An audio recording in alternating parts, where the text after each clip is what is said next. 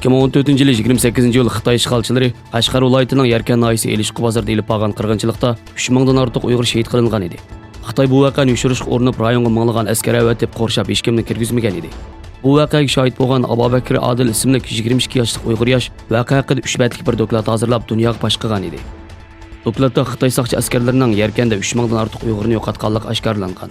Buning bilan bu voqea 28 yil Elishqi qirg'inchiligi bo'lib tanilgan. Abubakir Adil keyincha Xitoy soqchilari tomonidan tutqun qilindi va turli qiyin qistoqlarga uchradi. Ularning qarshisida tik turgan Abubakir Adilning oqibati noma'lum. Xitoyning Sharq Turkistondagi inson qalbidan chiqqan jinoyatlarni pash qilgan bu yigitning qiyin qistoqda shahid qilinganligidan andish qilinmoqda.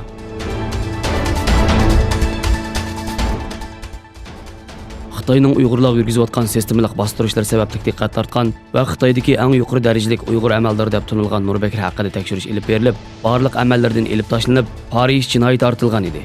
Bu Uyg'ur amaldori haqida dunyo taratqularida chiqqan xabarlarga asoslanganda, Leoning o'lkasi Shinyang shaharlik O'tir xalq sud mahkamasida ochilgan sudda Nurbekir 1998 yildan 2018 yilgacha 80 million Parij bilan ayblangan va jinoyatini o'zidan e'tirof qilinganligi aytilgan.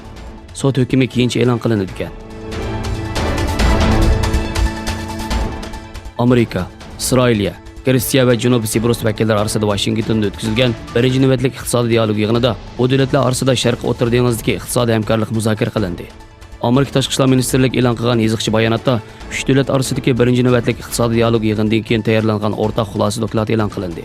Dokladda 3 davlatning diplomatik vakillarining 25-yil Washingtonda bir yerga kelganligi va Sharq O'rta dengizdagi o'rtaq hamkorlik sohalari muzokara qilinganligi tilga olindi.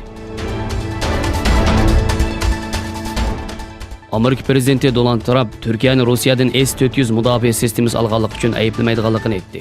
Oqsaroyda muxbirlarning savollariga javob bergan Donald Trump Turkiyaning Rossiyadan havo mudofaa sistemasi sotib olish haqida to'xtaldi.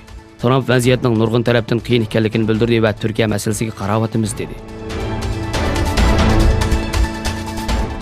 Haj mezgilida Ebola virusi keng tarqalgan Kongo Demokratik Jumhuriyatidan keladiganlarga viza berilmaydi. Saudiya Arabistonining haj mezgilida Ebola virusiga qarshi kurash qilayotgan Kongo Demokratik Jumhuriyatidan keladiganlarga viza berishni to'xtatganligi bildirildi. Birlashma agentlikning Saudiya Arabiston Tashqi ishlar ministrligining Kongo Demokratik Jumhuriyatiga avatgan xatni naql qilib aytishicha, Saudiya Arabiston hojilarni va fuqarolarni qo'g'dash uchun Ebola virusi tarqalgan bu davlatga viza berishni vaqtli to'xtatgan.